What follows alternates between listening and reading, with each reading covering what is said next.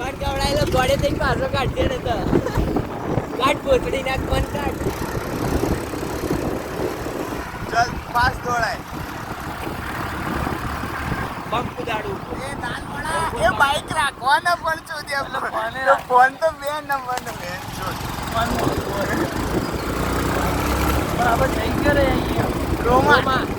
નવો ફોન નહીં લેવો અને આ મુકાનો મુકેશ કાકાનો વીજળી